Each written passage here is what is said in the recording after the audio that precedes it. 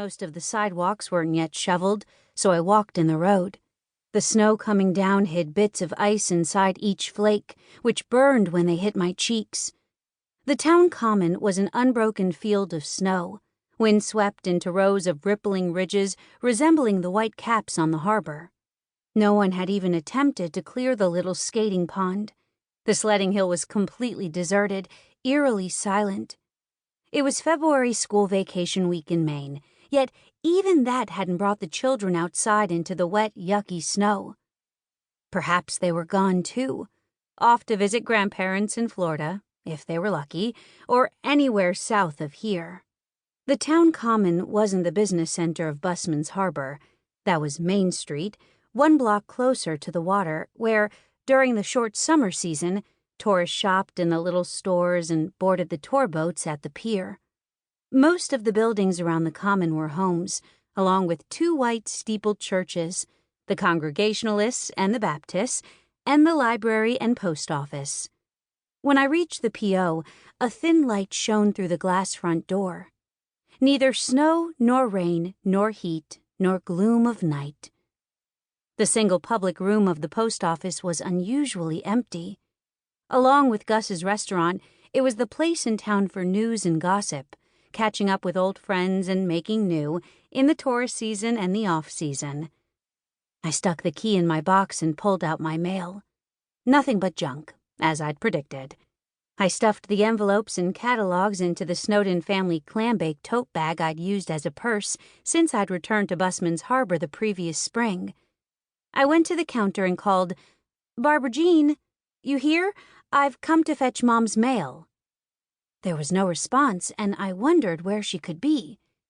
Then the back door opened, and Barbara Jean McGonigal came in off the loading dock, boots wet, curly brown hair covered with snow.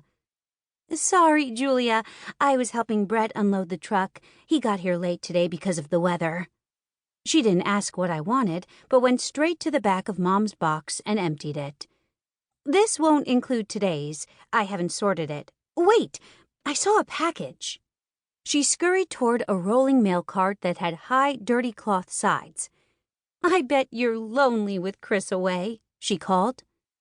I was saved from responding when she bent at the waist and dove so far over the cart I was afraid she'd topple into it.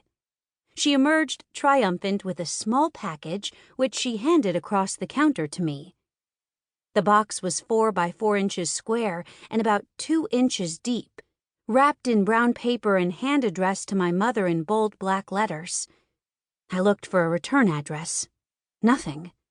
Clearly, it wasn't from an online retailer. Had my mother been expecting it? Was that why she'd sent me on this otherwise foolish trip to the post office?